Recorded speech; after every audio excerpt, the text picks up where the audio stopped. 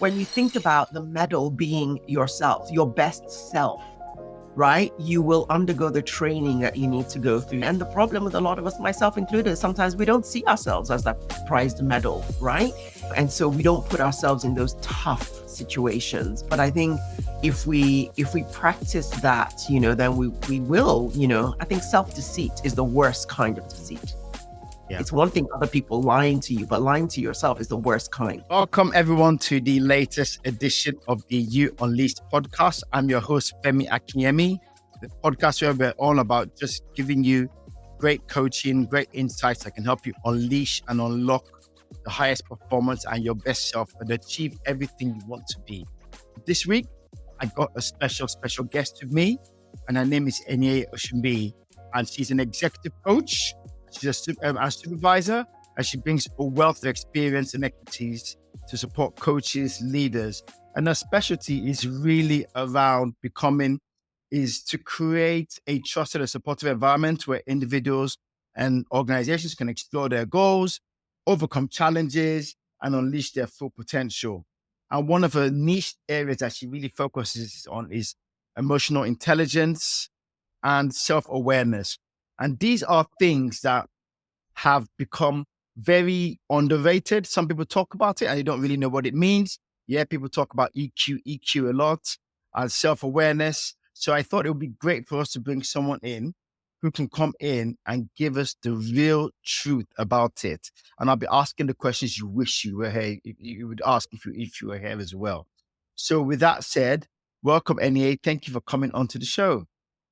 Thank you so much, Femi, for having me. It's a pleasure to be here. So, right, let's get into it. Okay. I guess let's start with this. If by the end of this podcast, what would you kind of like the thing people to take away from this session to say, I get it now? If we were leaving, what's the one thing you would like people to be able to take away from it to feel like, yes, they get EQ, self-awareness, everything? That's a great question. I think I would really want people to go away asking the question, who am I really? What drives me? Why do I do what I do? What are my triggers? Why do I show up the way I show up professionally and personally or in my relationships? I really would want people to go away feeling more curious about themselves. Yeah. What drives them and why they have the outlook in life that they do. I love that. And I think what I'm getting from that answer then is that for a lot of us, we are working on almost like autopilot. Absolutely. And what you're saying is you're challenging us, you're asking us to wake up and be aware. I think there's that thing where they always say a lot of us, I think I've heard this saying somewhere, where a lot of people, by the time we're 30 years old or something, we're dead. But we're just and we're just walking around till we're 80. And I think I've forgotten exactly what the person was trying to say was a lot of us, we just don't live. We just kind of coast through life. Yeah. And I guess that's what I wanted to get to. So you've kind of said it now, which is like, wake up. So what does self-awareness mean to you, I guess? And why is it so important? Yeah. So I guess speaking to what you just said, it's about practicing the pause, right? As you said, where we live in a busy world and busyness is glorified and we don't stop to really think. We don't stop to take stock. So I think it's about practicing the pause. And so for me, what does self-awareness mean to me? It means an insight into my own personality. It means just asking myself, knowing what are my strengths? What are my weaknesses? What are my triggers? As well as what are the things that have shaped me in my life, right? And what drives me? What are the potential pitfalls and why do those things show up the way they show up in my profession, in my relationships? It's about understanding why I am the way I am in all the different segments of my life. And as human beings, we're so complex. We really are. And so I think knowing our likes and dislikes and just knowing our whys is really important, because then when you show up and you know why, you show up fully, right? You're not moving under any kind of cultural or societal conditioning. And I think that's why self-awareness and EQ is really important to me. We have a lot to unpack there. One, I get the feeling that you're challenging all of us that, do you even know your life story? Have you taken a step back, pause, and let's talk long pause.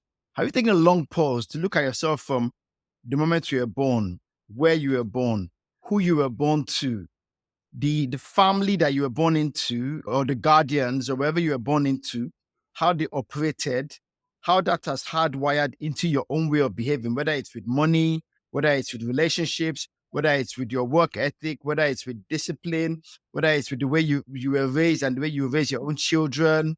Mm. It's what is your life story? Because that's what kind of the triggers that help you behave the way you behave. So I get this feeling like you're saying we should understand our own life story, and that helps us understand our own triggers, our own whys, and why we then automatically do the things we do without thinking about it. And it's something Sure. we have to unpack, right?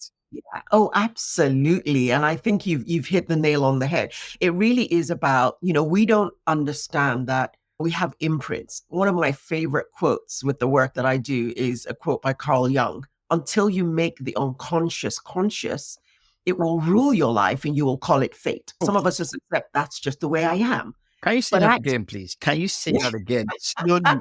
Because even when I read it, I read it and I sat down there for a long time going, oh my yeah. God. Can you say that again, please? So until you make the unconscious conscious, it will rule your life and you will call it fate. So let's practice. Let's bring this to your life. Yes. Until you realize, say, growing up, you grew up in a family where they were very, very money conscious. So they really Mm, held on to money and they yes. wouldn't make investments or take risks and they would save. You would grow up one day and you'd realize that you never quite got into investment. You were never big into investments. Every money Yeah. you have, you save it under your mattress, not even the bank. Yeah. And you go around and you start telling people that I just never came across an investment opportunity. That's Right. just my fate. That's just my life. And you Uh, realize that there's a trigger that's making you behave that way. Absolutely. Absolutely. It's called childhood imprints. Mm. We all have imprints. And if we don't take the time to understand it, it shapes us. How most of us, the older we get, we say, oh, why am I behaving just like my parent? That thing that used to irk you, that used to trigger you, Mm. but you realize that you've become that person. You're Yes. becoming your father. You're becoming your mother. And you wonder why. But again, when you look at, if you go generations back, you realize that they're just operating on a conditioning that they received or didn't receive Mm. from them. So it's about, in a way, I use this term loosely, breaking generational curses, if you like. It's real. It's real. Deciding it stops with me. It stops Helps with with me. me. And this is where, and if you're a person of faith, you hear where in churches they talk about you need to break generational curses. And sure, there is a faith and faith and a spiritual part to it. But there's also a lot of, and that's why a lot of the really, really good people I know, the good pastors, male and female, are the ones that kind of give it spiritual, but then help you understand the practical, which is you have to go Mm, back into your life and yeah, go back and think through everything and then yeah, identify the things that you need to break. And then that's where the faith with the courage and the strength to power through and trust in the absolutely. power of God to help you overcome those things coming. But you can't fight a battle you don't know what you're fighting.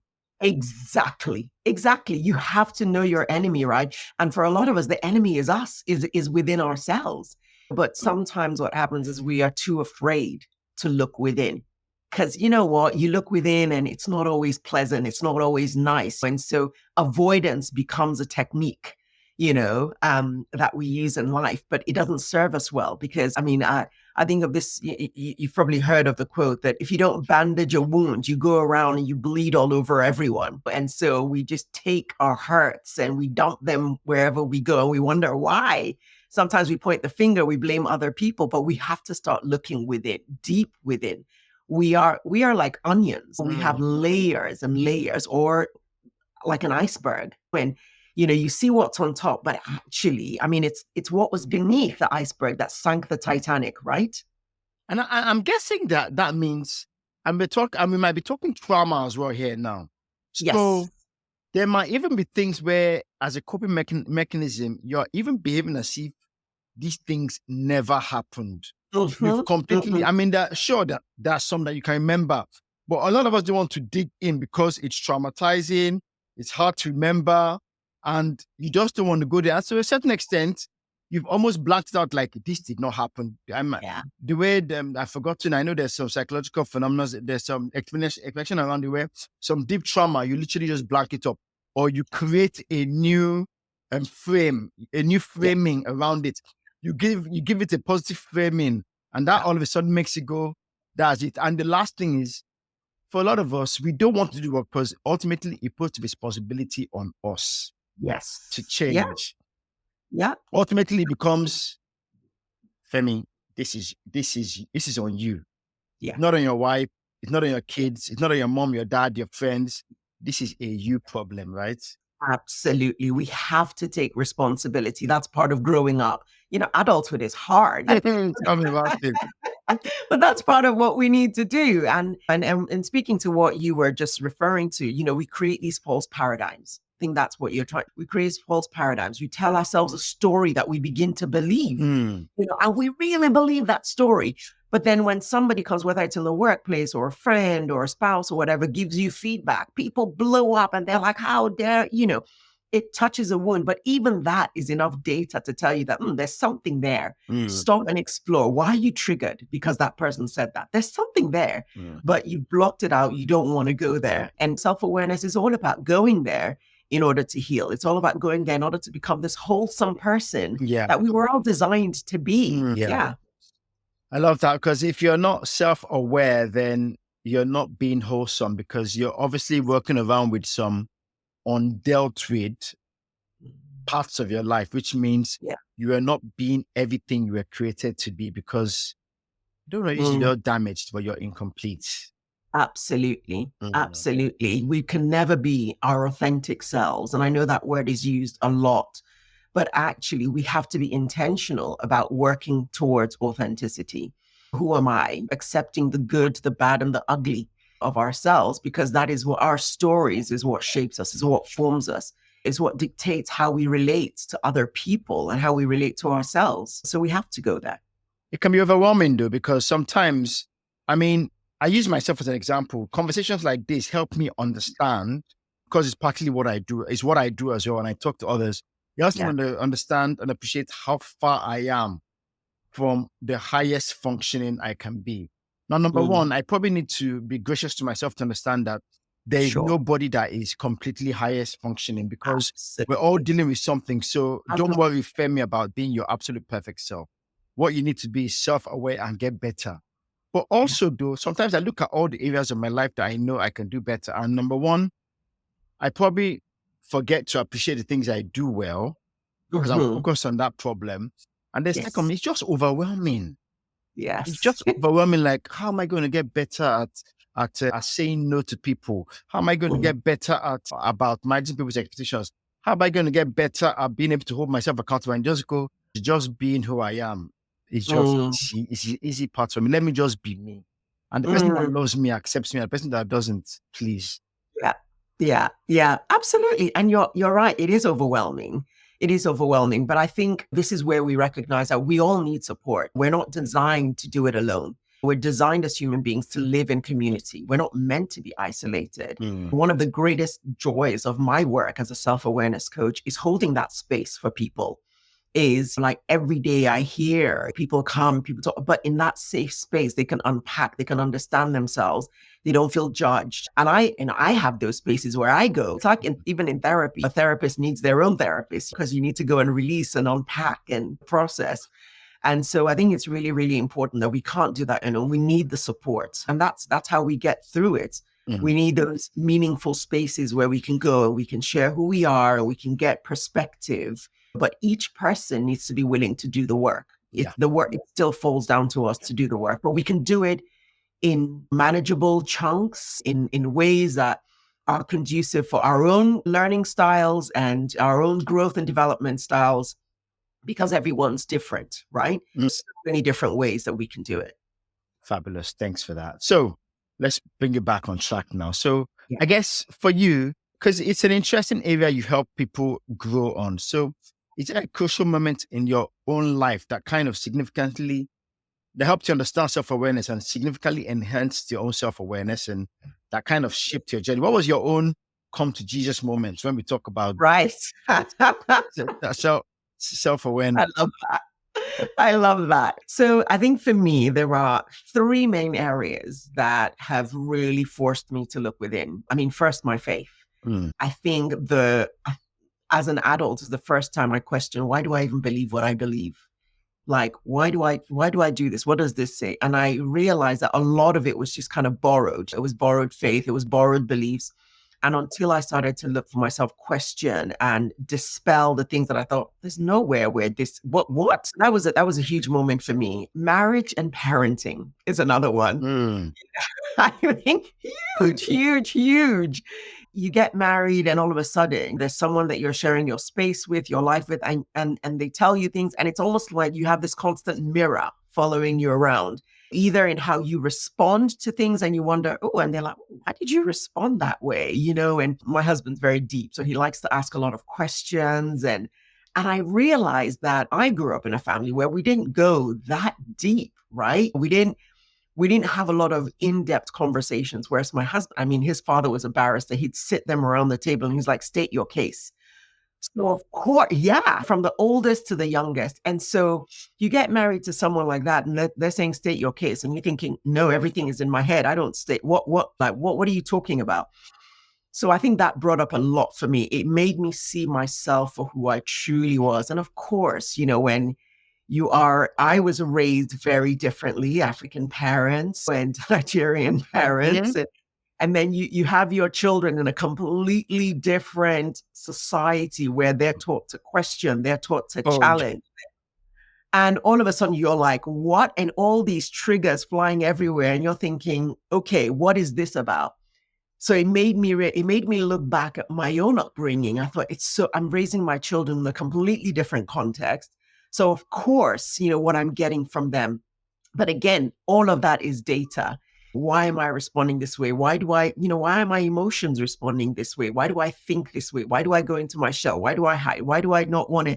Everything from embarrassment, shame, guilt, fear of just voicing, finding my own voice. I think all of these three areas have been really significant in just bringing that side out of me. And it's still a journey. And I think it will be a journey for the rest of my life. I am not there. I'm still learning every day. And every day something new is revealed. That's so powerful because especially like a lot of us, and a lot of listeners on the podcast who are in relationships or our parents or in our relationships. And sometimes when you're younger, the relationship is all about the vibes, the love and everything. So those deep conversations maybe don't need to happen because you kind of just on emotional energy, you've got loads of emotional energy and physical energy. So you can just ride everything. But as you start to get older, you just become that your tolerance levels are a bit less. Nice. And you all need that we need to be on the same page. Conversation needs to happen. And if you're not someone if you're from a home that open conversations is a thing and everyone just communication is a strength. Yeah. But if you're from someone that's from a home that don't really do talking, if I tell you, fine. But if I'm fine. Yeah, fine. You're fine. And that can lead to a lot of things. And then for a lot of us, we find ourselves snapping at our children. But it's like I'm like you. I'm raising my children in the West, unlike like some of our counterparts who raise them somewhere else. And to be honest, it doesn't even matter whether it's children raised in Nigeria and the children are just different now. Absolutely. Social media, everything. They're a lot more willing to just challenge you and go, why? Yeah. Why? Now in our own days, when they say it's how dare you? It's like that. Or just follow do you question me? You said what? Yeah. Now we're having to learn a new way of engaging, communicating, relating, and we're having to confront our own hardwirings and our own childhood imprint, as you said. Yeah, absolutely. You are absolutely right. I think, we grew up in a culture where children are kind of seen, not necessarily heard. And these days, children want to be seen and they want to be heard and they want to be right. And they don't want to hear you. They don't want to Yes. hear you, but they want to be heard. You do get that. Yes. Absolutely. Absolutely. And I think, yeah, so that creates conflicts. And if we again are not emotionally intelligent enough to manage, what these things are bringing up, it will impact our families. It will impact our relationships. So emotional intelligence in that area is really crucial to foster that understanding.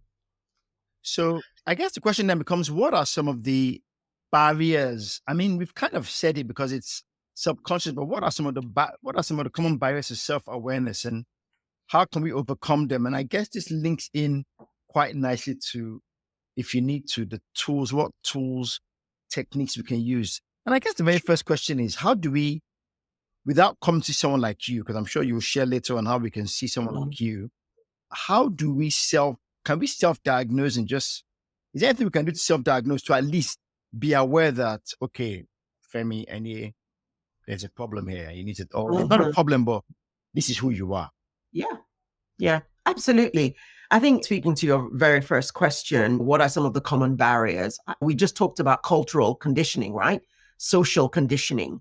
We go with the flow. We go with the status quo. I mean, we can never discover ourselves if we're just trying to be like everybody else. There's only one you, right? So you need to discover that uniqueness about you. So that's one of the barriers. I think there are other barriers. Life is busy. We talked about that earlier. Lack of self-reflection. People don't pause enough, where everyone's hustling, everyone's rushing from one thing to the other. So there's no time to really stop and think. In some context, pride, ego, shame, guilt stops people from going there, from really looking in the mirror. Emotional immaturity, just not having the capacity to look within ignorance. You just don't know what you don't know. You don't Don't know what you don't know. I mean, fear of change. I mean, I could go on. Lack of feedback, seeking external validation. All of those things are huge barriers. And I think you talked about, you asked about tools, or I think when I work with my clients, one of the first things that I love to do with them is some form of assessment, depending on the individual and where they're at.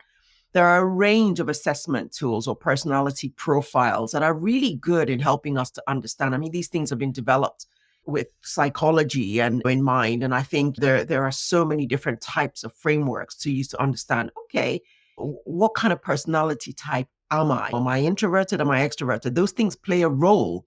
And then with that, how do I then show up? How do I show up in different contexts? I really love the Myers-Briggs personality profile, because they've developed it over time for you to know what your personality type is, and then how you show up in different areas, even down to the point of what kind of career suits you best. Oh, yeah. What kind of relationships? Who do you most form relationships with? What are you drawn to? What are your interests? What are your dislikes? It really helps to enhance your level of self-awareness. Now, I always say that personalities, they're not like this death sentence as this is who you are, because you'll come to know that as we grow older, as we shape and as we move and go into different spaces in our lives, different seasons of our lives, people morph, people change. I'm not the same person that I was in my 20s. And so I think we shift and we change.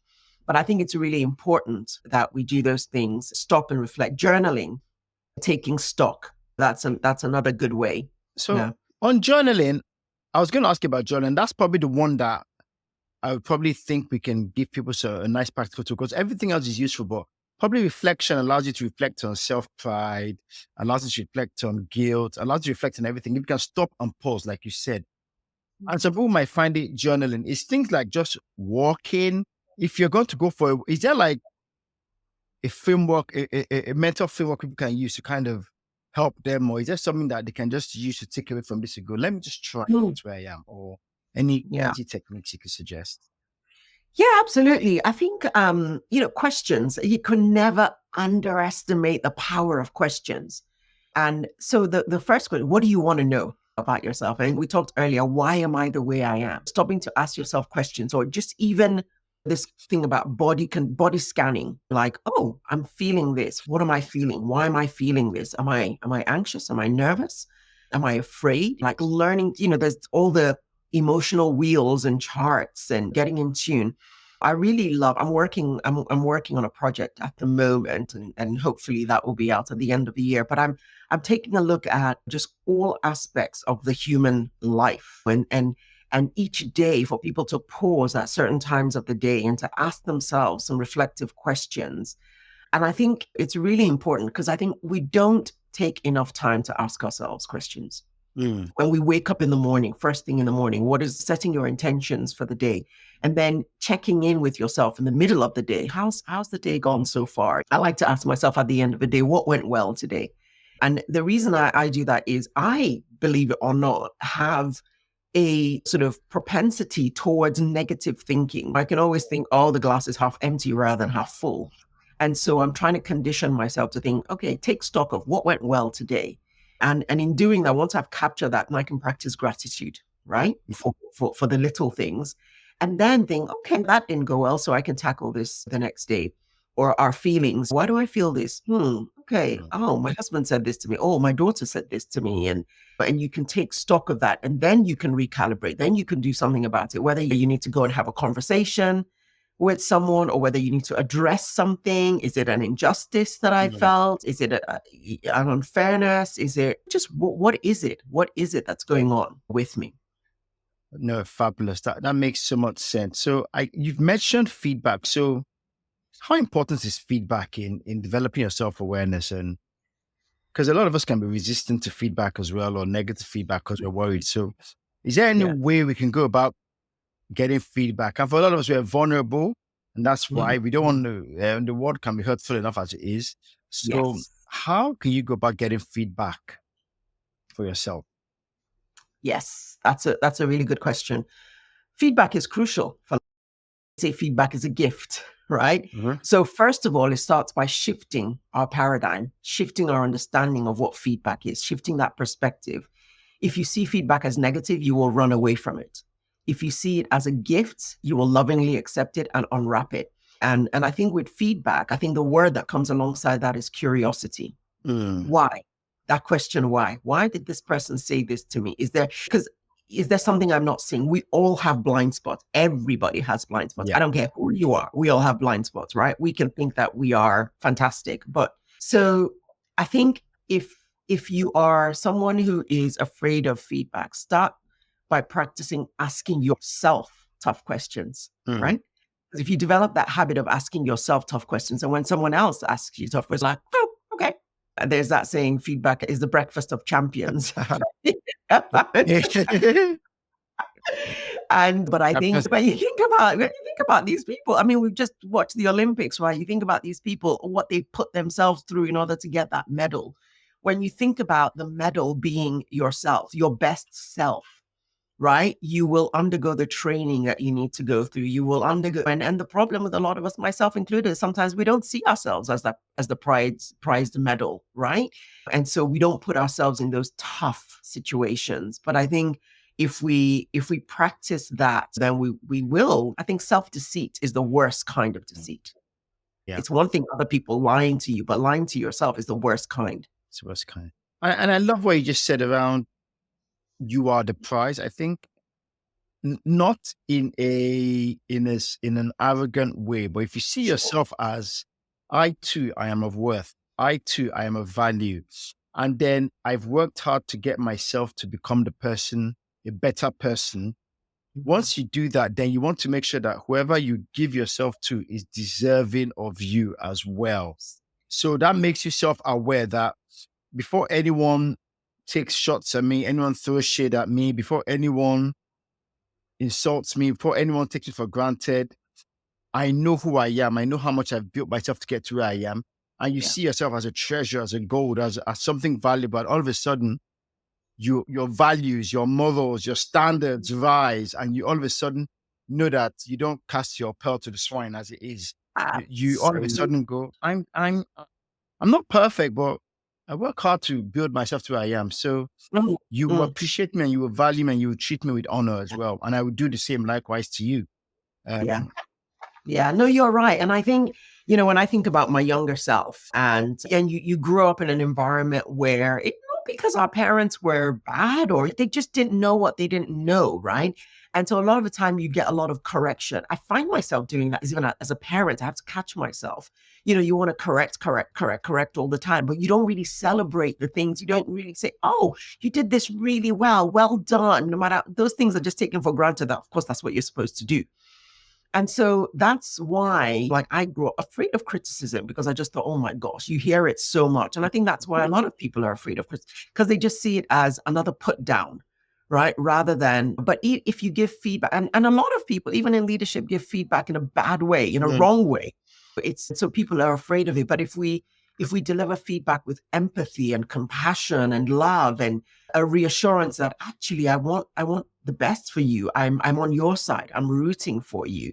Then that would make a difference, right? That would make a difference to how we receive feedback. But I think especially if we took the time to really know and see the person in front of us who we're giving that feedback to. So if someone's already really insecure and screaming at them and shouting at them and telling them how worthless they are, they're not going to receive it. They're not going to receive that well. So I think how we communicate that is just as important as what we communicate to the person. Oh, fabulous. So, and that is a nice segue because how we do things is informed a lot by emotional intelligence. So what is emotional intelligence? Because we hear a lot about EQ, emotional intelligence. What exactly is it? So it's interesting. I'll kind of put emotional intelligence alongside self-awareness in a way in order to describe it. So what I would say is self-awareness is coming to consciousness about something. Emotional intelligence is the practice of that consciousness. Yeah. So you are aware of something, and then how you show up in a relationship situation or in a work situation, or is your ability to take that consciousness and live it out in a way that is wholesome.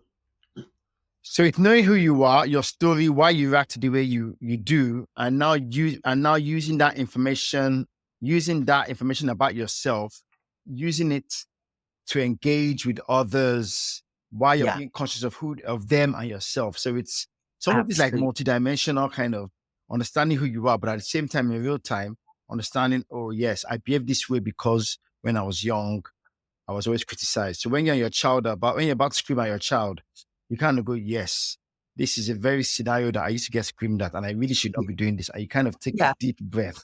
And that is showing intelligence. Yeah, absolutely. Absolutely. I think you're right. Emotional intent, there's two segments to it. There's an understanding and a knowledge of self. And then there is an understanding and an awareness of how you show up to others or in other situations. So two different ways. And again, as I said earlier, no one is an island. We don't live in isolation. And so how you are perceived by others is just as important as how you perceive yourself. How you're perceived by others is almost as important as how you perceive yourself. Yeah. This comes out to the whole self-image thing, right? Yeah, absolutely. I think sometimes we can think, oh, I don't care what anyone else thinks about me. And we shouldn't to a large extent. But actually, the downside of that is that you go around doing whatever it is. If you're not emotionally intelligent and you're operating in a way that is detrimental, I mean, think about the consequences. You could get fired from your job. You could lose relationships. You could cause friction with your children and all of that. So I think you do have to have that lens on how am I coming across and what's driving me. So that consciousness of yourself, that knowing what it is, what baggage am I bringing into this situation? What triggers am I bringing? Because your perspective will shape how you show up in those situations. Oh, fabulous. So I guess, are there some ways we can develop our own emotional intelligence? Is there any hacks or how could a lot of us, and I don't want to say, but at least in our African culture and our Nigerian culture, a lot of us, emotional intelligence is not a thing. There are people who are very considerate and considered, but for a lot of us, you just say what you want to say. I won't say we're not evolved, but you just say what you want to say, or you just do what you want to do. Because and that has its own strengths as well. But how can a lot of us just become, even if it's a little bit more emotional intelligent, how can we be a bit more? Because Come and work with that me. means you Come guys to and say work being with me. weak. Come on, work. I mean, we're going to come to that, but I guess a lot of people, they can associate emotional intelligence with weakness. And we are Yes. from a very patriarchal, macho culture. So if Yes. you very quickly, if you're emotionally intelligent, that means you're seen as you're weak. So Mm, help mm, us here. mm. How do we change the paradigm and how do we become a bit more emotionally intelligent? Yeah, no, that's a great question. I think in all seriousness, I think one of the things that I'm seeing in my line of work is again this thing about busyness. I can't stress this enough. The world is moving at such a fast pace, right? High pressured environments are the worst. And I've worked with leaders and individuals who work 12-hour days, long hours, shifts, patterns, all of these things. And everyone's trying to survive, right? I get that. But I think one of the things is we cannot develop emotional intelligence if we don't take the time to slow down and reflect. I think reflection is the most powerful thing that we can do, right? And I even in a spiritual sense, you don't slow down. You don't hear God. You don't know what it like You there have is to be so much. still. Be still. Exactly. Being still. And if we can just see that as the highest currency of life, we would change the way that we do things. Our values will change because when you stop and you slow down, you will also recognize what's driving your values and you are able to make those changes. So I think, yes, there are many ways. We talked about slowing down. We talked about capturing your thoughts, journaling, working with a coach, working with a therapist. Those things are really good because you need that space to function, actively seeking feedback, Yeah. right? Rather than waiting for it to be slammed on you. Like, oh, how did I come across? How did I do this? Again, we talked about learning to ask ourselves those tough questions, just daily reflective practices, mindfulness. There's this thing about like sometimes people think, oh, it's just like, woo, heebie jeebie. But actually, it really is just about slowing down and yeah, calm down. Exactly. Chill. Find somewhere to sit down. Give Yes. me moments. Give me Breathe. moments and just Breathe. breathe and just Yeah. be centered and Yeah. when we say me, it doesn't mean like sitting in front of Netflix No, or it's no, like be no. still with your thoughts, confront your thoughts, look at Absolutely. yourself in the mirror and deal with yourself. You got it. Have a You chat got with it. yourself. That's it. Like, That's it. yeah. That's it. But I think there's also something about I work with a lot of people and sometimes you say something and then sort of 2, 3 sessions down the line, you come back and say something. But like we talked about this before. Getting people to write things down, right, is so important. Writing things down. When you write it down and you start, you won't be able to run away from it because you'll come back and it will still be there. Sometimes when we don't write things down, things shifts in our heads. The narrative changes, the story changes. Have you ever been in a conversation where someone's saying something, you're like, that's not how I remember it. Like that's not And then like I wrote it down. This is exactly what we exactly, agreed. exactly, exactly right. Or kind of, and that's why it's really good. Like even when I work with clients, I love sometimes to just send a summary of the conversation so that we can go back to it. Because when we have that final reflective report, when we look back, we're saying, okay, these are the things. You won't be able to run away from it. Because then if we didn't deal with it, we can come back to it and address it again. So I think it's yeah. So those are just some really good ways. But we need to slow down. I think we are running too fast. Okay.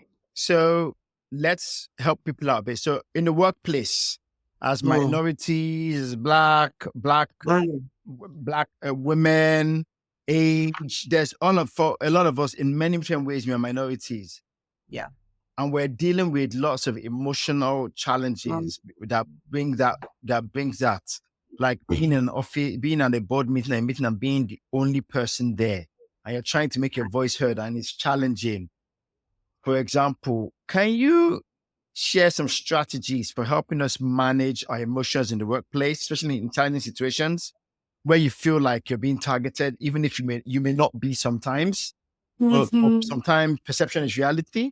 So mhm, how can we mhm. be a lot more emotionally intelligent in the workplace as minorities, as Black What- men, women, young people, old people? How can we be a bit more emotionally intelligent? Break it down for us. Wow, this is really fresh. This is really fresh. I just had a conversation about this just a couple of days ago where someone had encountered something at work. I mean, she's a Black woman and something really triggering. And one of the first things I said to her was, okay, just pause. Let's just pause. Think. Okay, let's be curious rather than us jumping to conclusion, which we can do sometimes. Let's just pause. Analyze yourself. Okay, what is really going on here? Don't just react to a situation, right? Take time to ask yourself, why is it so? In this context, somebody's been passed over for promotion. There are these other people that have been promoted. Okay, why? Take the time to ask, what developmental opportunities have you had? The same opportunities available to you? Have you taken up those opportunities? Like, just be curious. What is it about this person and that person? You think about yourself in the workplace. Think about in meetings. What are your confidence levels like in meetings? As a Black woman, I know that it's very easy for unconscious biases to come in. I can easily just jump to the conclusion as well that, oh, it's because, but I really try not to do that. The first thing that I do is let's take a look at us. Let's take a look at ourselves. What's really going on? And then we might end up coming to the conclusion that, hey, there's something funny going on. But let that not be the first thing that you do, except if it's been explicitly said to you, right? Take the time, ask some questions of yourself and ask yourself, okay, what am I feeling? Why am I feeling this way? Is there a pattern? Has there been a pattern? And what is that pattern? Have I asked for support? Have I been offered any support? And then I think there are other things when you've asked yourselves those difficult questions, because sometimes people might realize that, you know what, I actually haven't taken any opportunity to develop myself, maybe gone on any courses, or maybe it's been suggested to me and I haven't done it, or maybe I haven't set boundaries, or whatever it might be, right? Ask yourself the tough questions first. And then you can start looking for things like there are support groups. Are there any support groups available for me? Because your mental well-being is important, right? Identify, are there any microaggressions going on? But if you haven't paused, you won't even see them. They might just even go over your head. Are there such things going on? Make it a habit of documenting. And again, this is the thing about writing down things. Are there any patterns? So that if you go into a meeting, you want to go in armed with, on this day, this, you take stock of what's been going on so that you can say, actually, I asked for this at the same time as this person, but this person got it and I didn't. Is there a reason why? And trying to know the company policies, address elephants in the room. Sometimes we don't say things that people think, oh, okay. Now that's where people see that as a sign of weakness. If you haven't addressed things and you've let things slide for so long, there's a number of reasons why people do that, right? A lot of people will say, I don't want to lose my job. I don't want to. And this thing about job security really lets people take anything that comes their way. I'm grateful for what I have. So exactly. I'm the only Black person here. So it's just me. Exactly. So I'm just grateful I have it. I don't want to lose it. Exactly. But we need to take the time to develop our confidence, but as well as develop our competence. You can't just sit there and say, oh, because I'm the only one, these things should be handed to me. No, you want to be competent. You want to have that confidence that, no, I've worked hard to get to where I am. Yeah. And really what initiatives am I leveraging? What programs within the organization am I leveraging? And know when to escalate or leave, actually.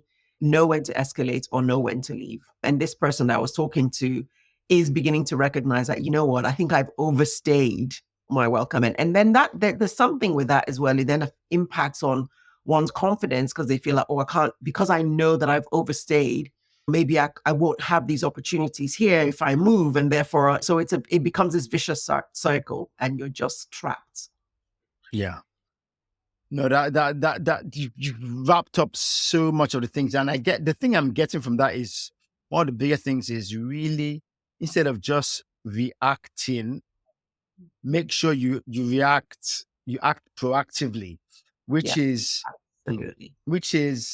it's not about how you react in the moment. It's being able to take a deep breath and reflect on everything and just understand where is my issue, or where is it that Mhm. I'm the one who's got a part to play, or where is it Yes. that I know this is being unfair? And if this is being unfair, I should be able to articulate it, and show that it's been documented, and there's a trend here.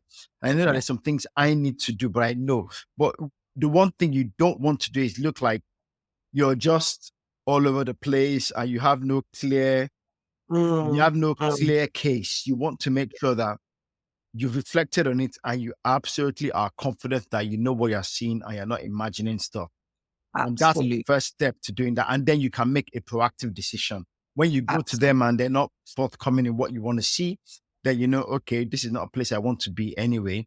And for the next 3 months, maybe I'll just take along to make sure. And then once I find somewhere else I want to go, I go. And then when you're going somewhere else, you already know the questions to ask before you go is how do you deal with scenarios like this, like this, like this? Mm, And that's all mm. anybody can do sometimes is make sure that before you go somewhere, What? you ask the right questions. And once they tell you we do things correctly, then you have to take them at their word. And if they don't, again, you can come back to them and say, we discussed this.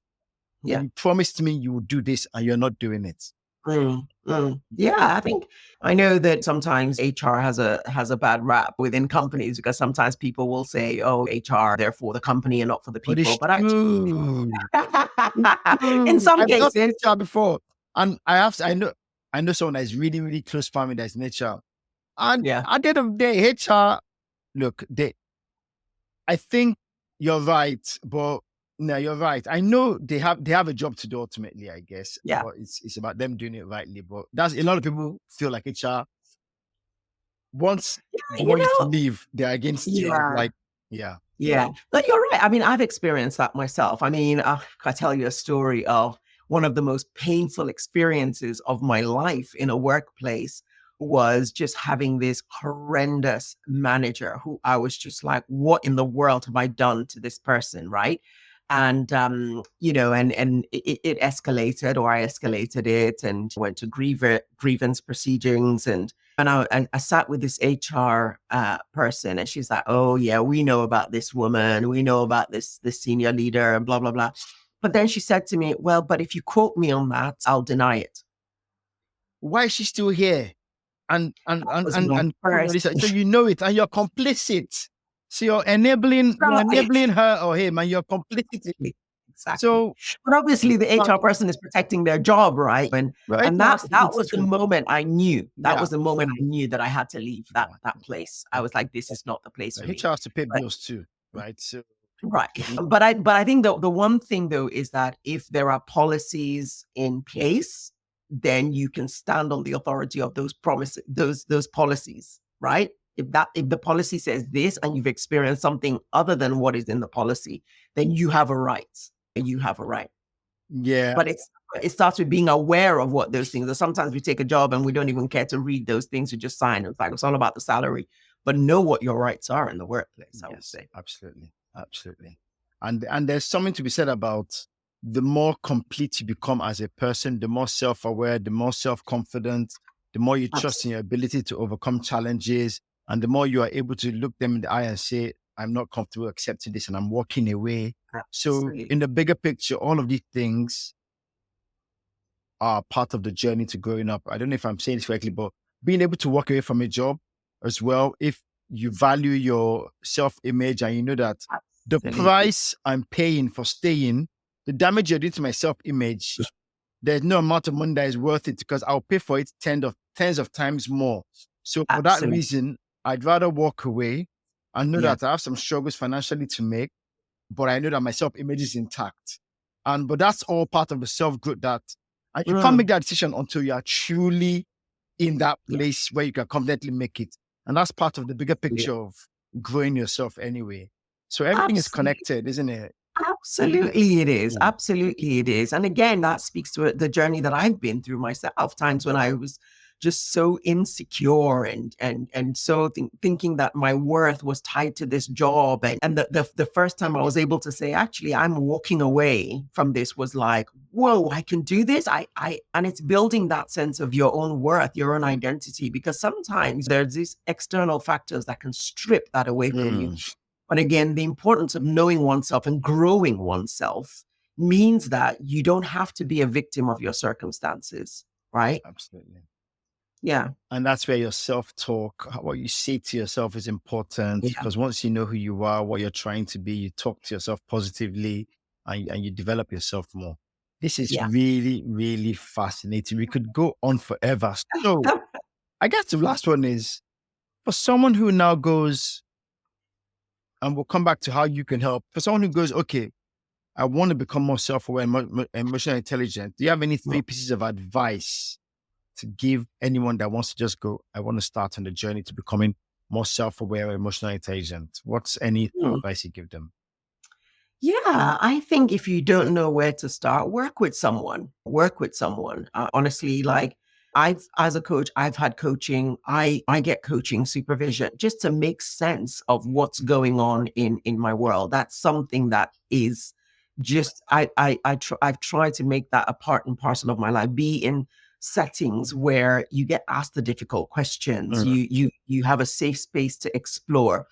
I think that it starts though with understanding what self-awareness is. Like educate yourself. What is self-awareness? What is emotional intelligence? And what are the benefits of those crucial things to your life, to mm, your work, to your relationships? And I would say do whatever it takes to build self-awareness, to build self-understanding and also just to practice self-discovery. Again, we said earlier, what is your personality? What has shaped you? What is your family history?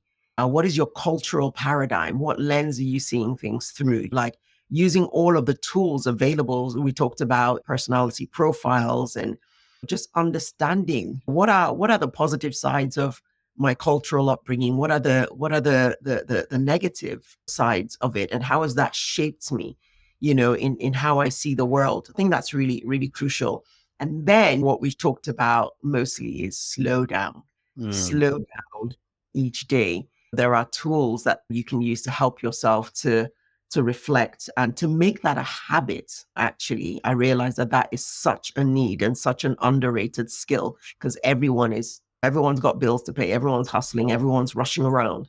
But I think and the world is designed that way, right? So you've got to be intentional. You've got to be countercultural. mm. You've got to take You- control of your life. Absolutely. You've got to step out of the rat race and just go Yeah. Out of the matrix. out of the matrix. Because everything is reinforcing Instagram, social media, TV, parenthood, adulthood, everything is just reinforcing each other. So you've got to be able to take almost like an out of body experience and just go. Yes. It is an out of body experience. Yes, it is. So as we wrap up, how do you help people? How do I help So people? yeah, I mean, let's give people an insight because I'm sure that people here that, on top of finding out how to reach out to you, which we'll come to, Yes. they're thinking, how can she help me? How can Eniye help me? Yeah. So each individual is unique. As I said much earlier, one of the first things I do when someone reaches out to me is I'll have an initial conversation with them. And I've been blessed to work with so many different people from so many different backgrounds. And sometimes you see patterns. Sometimes you'll see a cultural pattern. You think, okay, I know. But obviously, you don't. I mean, it's like a first date, right? You don't, So it's about understanding where they're coming from, hearing them out. And then what I try to do is say to them, look, this is what I think that you might need. But the first thing that I will do is get people to complete an assessment. Okay. I've got a whole life assessment and people look at different areas of their life and they score themselves and I have a sheet where they can then write, okay, in this area that you scored yourself low, how can you take that from 1 to 7? How can you move? What do you think you might need? So again, kind of getting a sense of their own awareness. What are they really aware of? And then if someone decides that they want to work with me, again, depending on what package, sometimes I work with people weekly. Some people want weekly for the first couple of months. Some people want once a month. Then we will tailor it to their needs. I will always provide tools, techniques, feedback that will help them grow. And I always say that nothing is off limits in the space. It's really about people coming to a psychologically safe space, a non-judgmental space where they feel seen, they feel heard. Emotions are welcome, Yeah, in my space to help people to understand. And I will ask tough questions. I will ask reflective questions that will help people to go away and really think and understand their why. But it will always be bringing you back to why. Right. Fabulous. Quick one before we go. Is there a book you can recommend? Is there a book, fiction or non-fiction, that you think that people can read that helps them with this? Any one book that you're reading now that you think, read this? This is a good one. Yeah. So interesting. I mean, I'm currently reading a book called The Biology of Belief. It's a really good book, actually. And basically it's talking about so it's going back to the human biology, but also kind of the physical and the chemical, and sometimes we think, oh, I'm the way I am because of this or because of, but I haven't finished it yet, but it's that journey of awareness of why am I the way I am, what triggers me, and what part do I play in it. So our thinking, the way we think about ourselves, our paradigms play a big role in our health and well-being, in our mindset. Another book that I read, which talks about the power of the mind, is The Power of Your Subconscious Mind by Joseph Murphy. That's a really good book. Really good book. Read that. Really good book. Old book. Really good book. Yeah. Yes, indeed. And again, it's one of those books that it just stops you in your track and it just makes you really question, what's going on in here? What's going on up here? Because there's so much happening in the background that's driving you, like the driver, the governor that's driving you. But it's all based on stuff you fed yourself or you've been fed. And you really need to go, what am I doing? Because the subconscious is powerful. Yeah. It's absolutely. Excellent. Excellent. So, absolutely. Before we let you go, where can people find you? If they want to find out more about you, how can they reach you? How can they find out more about you? Yeah, so I'm really active on LinkedIn. I post a lot on, all my posts are all about self-awareness and personal growth and leadership and EQ. So they can find me on LinkedIn, Eneye Oshunbiyi. You can also go to my website, www.eniyeoshunbiyi.com. I have other social media channels, Facebook page and Instagram, but I think I am most active on LinkedIn. Yeah. And I've seen you put some really insightful, useful stuff. So whenever any of you is on LinkedIn, just find Eneye Oshunbiyi, and her link, it'll be in the description of the podcast. Click on it and just follow her, and also check out some of the things she's saying. Thank you, Eneye. It's been a real eye-opening and pleasure session. I hope you enjoyed it yourself. I absolutely loved it. Quite fascinating. Great to talk to you. Thank you for having me on. It's been an absolute joy. Thank you so much. Thank you so much. So you've heard it here, everyone. Self-awareness. It's about understanding your life story. Why do you behave the way you behave? What's your story and your why? What are the triggers? What's happened over your background, your life story to get to where you are that's causing you to react the way you do now? If it's in your relationships with your husband, your wife, partner, your children, your friends, everything we do is because it's been triggered by something else that's been modeled on the childhood imprint that's been imprinted in our life, that's coded it in there, that's causing us to act automatically in these ways. So how do you deal with it? Well, it's a lot, but for sure, one of the first things you need to do is reflect, take a pause in the business of life to understand your journey, identify the triggers, and know why you're behaving the way you do. And then after that, really, it's about now going, okay, how do I get help? And Eneye is someone who can really help. But also, even if you're not reaching out to her, certainly research, learn more, and at the very least, just be conscious, be awake, wake up about how you live your life. And then from there, when it's time to take the next step to get the help you need.